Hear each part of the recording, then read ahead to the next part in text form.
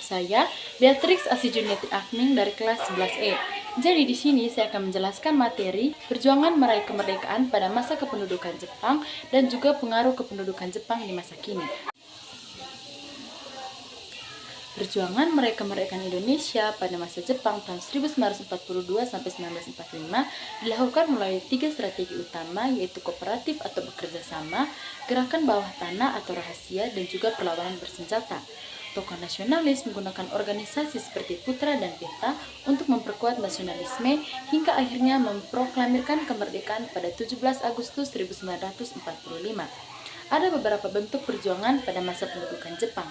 Yang pertama, perjuangan kooperatif atau bekerja sama.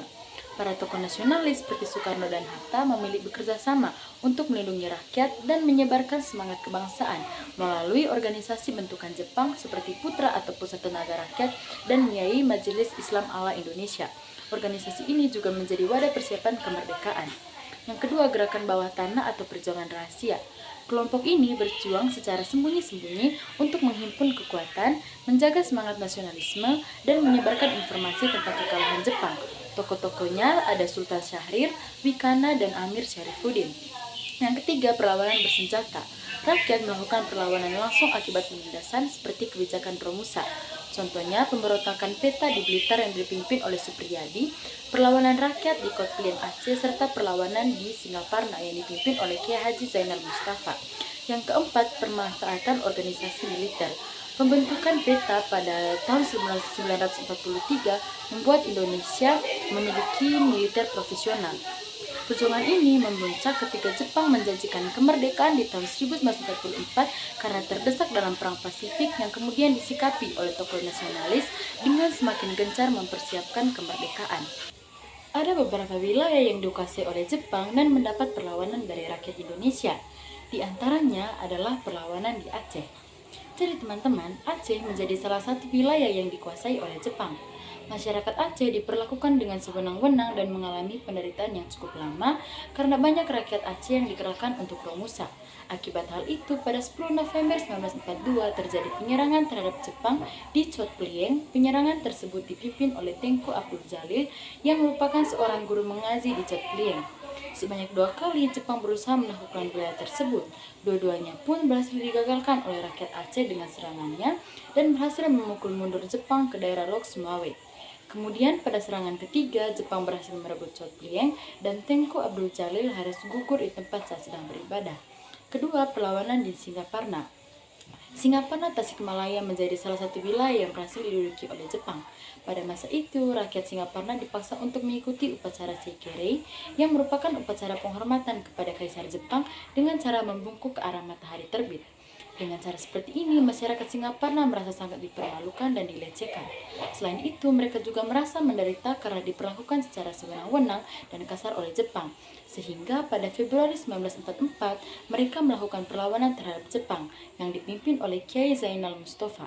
Akan tetapi, Jepang berhasil menangkap Kiai Zainal Mustafa pada 25 Februari 1944 dan pada tanggal 25 Oktober 1944, Kiai Zainal harus menghentikan perjuangannya setelah beliau dihukum mati. Yang ketiga, perlawanan di Indramayu. Indramayu mendapatkan perlakuan yang sama oleh Jepang, yang dipaksa menjadi Romusa, bekerja di bawah tekanan, dan diperlakukan secara wenang-wenang.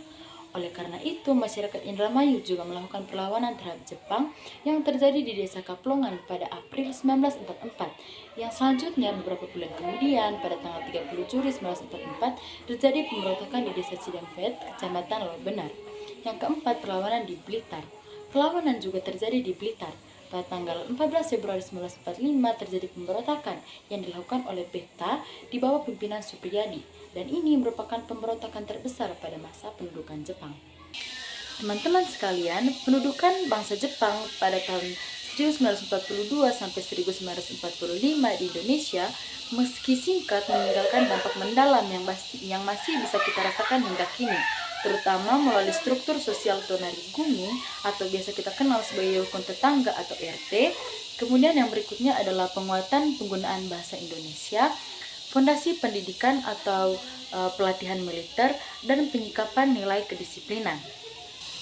Dampak ini mencakup barisan administratif dan sosial budaya. Nah, teman-teman semua, berikut adalah pengaruh pendudukan Jepang yang masih terasa hingga masa kini. Yang pertama, sistem sosial kemasyarakatan. Kebijakan Jepang membentuk Tonarigumi untuk memobilisasi rakyat yang kini berevolusi menjadi sistem rukun tetangga atau RT dan rukun warga atau RW sebagai unit terkecil pemerintahan di Indonesia. Penguatan bahasa Indonesia.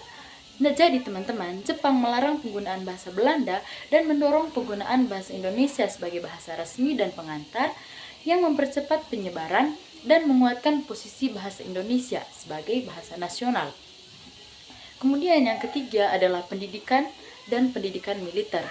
Jepang mengenalkan sistem pendidikan seragam yang menghapus sekat sosial serta menanamkan pendidikan fisik dan semi-militer seperti baris berbaris di sekolah yang menjadi dasar disiplin dan pendidikan militer. Yang keempat adalah struktur pertahanan rakyat. Pendidikan militer dan organisasi bentukan Jepang seperti PETA membekali pemuda Indonesia dengan keahlian militer yang menjadi cikal bakal TNI. Yang kelima, nilai disiplin dan gotong royong. Budaya disiplin yang ketat serta nilai kolektivisme yang diwariskan melalui semangat kerja paksa atau Romusa dalam bentuk gotong royong di pedesaan masih tercermin dalam kehidupan sosial. Lalu yang keenam adalah trauma historis. Warisan menyakitkan dari masa ini adalah sistem Jugun Ianfu atau perbudakan seksual terhadap perempuan yang meninggalkan trauma fisik dan psikologis jangka panjang. Meskipun membawa dampak negatif yang sangat berat, beberapa aspek sosial dan administratif yang diperkenalkan oleh Jepang menjadi bagian integral dari kehidupan berbangsa dan bernegara di Indonesia saat ini. Baik teman-teman, sekian saja materi dari saya. Terima kasih.